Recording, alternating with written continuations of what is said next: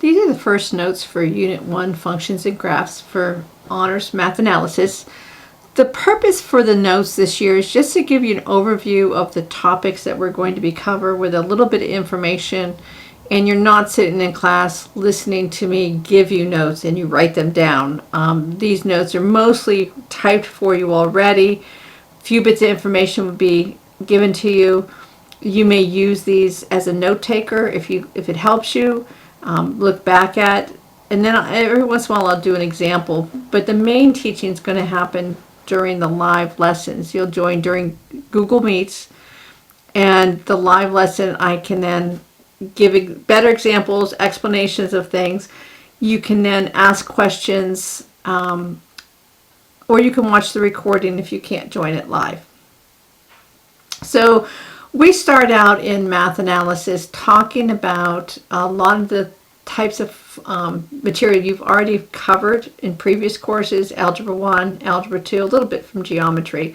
So functions are a big part of mathematics, and understanding concepts within functions, details about functions, they'll carry you through upper level math classes into college. So the first thing in Algebra 1 you learned about, there's relations and there's functions. And a relation is just two quantities that are related.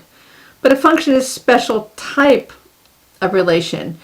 And a function must pass the vertical line test.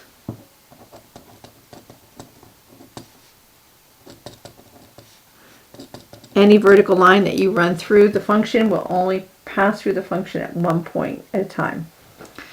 Then there's domain and range. And range is not as stressed as domain. And we're going to hit domain and range throughout this whole course. So you can talk about the domain being independent, range is dependent. Some of you think of the domain as the x and the range as the y. But we're also going to use other variables, not just x and y. Domain is the input, and then range would be the output. The domain is the variable that is always graphed along the x-axis or the horizontal axis, and the range is the vertical axis. In this first section, we're going to do some evaluating, and you did that starting, well, I know at least in Algebra 1. And you're just finding the value. So this word evaluate has got the word value in it. You're finding a value. And then one of the tougher topics that we tend to do is a piecewise function. A piecewise function is a function that's made up of several pieces. And it's an important concept in calculus.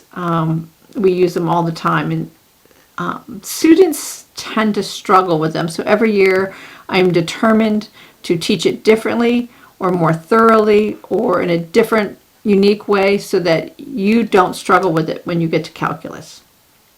So there are three parts to this function. So the first function, if you think of a number line with 0 there, I have -1, I have 3. So the first part, this x squared plus 3, is when x is less than -1. So if you think of a number line, it's going to be this portion of the graph. And I know x squared plus 3 is a parabola. This is not a parabola. I'm just looking at the domain. So the domain is x is less than -1. The second piece to this function is an absolute value function. So the domain is from -1 to 3. So if I think of it this way, it starts at -1, and it's everything up to and including 3. So that's the domain on that part of the function. And the last one, this is a line, and I want that portion where x is greater than or equal to 3. Oh, actually, you know what? I did make a mistake. And I'm going to make mistakes. You guys need to let me know when I make a mistake. I wasn't paying attention. It is not including 3 because it's not equal to. And then it includes 3 here. So that's where the closed circle is. That's how I knew I made the mistake.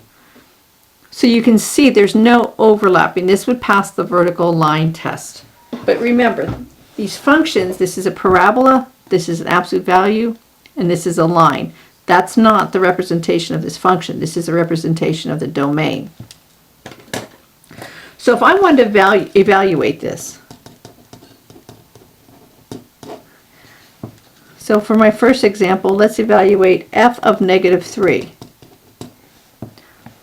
Well, I have to look up here and see where does -3 lie. And this gives me a different picture of it. I know -3 is right here. So if -3 is right here, I have to use the function and I put a pink box around. So I'm going to use it here. So I have -3 squared plus 3. -3 squared is a 9. 9 plus 3 is 12. So that's the value. If I wanted to find f of -1. Well, here's -1 here. I don't go to the function with the open circle. I go to the one with the closed circle. So that means I've got to go to the blue one. So I'm going to have the absolute value of -1, which is equal to 1. My next example would be f of 2. Well, 2 would be about right here. So when I go up, I go to the blue function, and that's absolute value.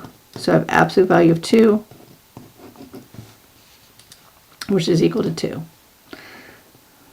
My next example would be f of 3. So f of 3, here's 3 right here. I have a closed circle and I have an open circle. I don't want to use the open circle. I want to use the function where the 3 is included. So that's the purple line. I go here. The purple function is 2 times 3, which is 6. And then my last one I have for this example is f of 5. So 5 is out here. 5 corresponds to the domain of the purple function. So I go to the box of purple and I have 2 times 5, which is equal to 10. This is a different way than I've taught it before, so hopefully that helps. For the live lesson on this, I will be giving you examples of problems like you're going to be doing for classwork.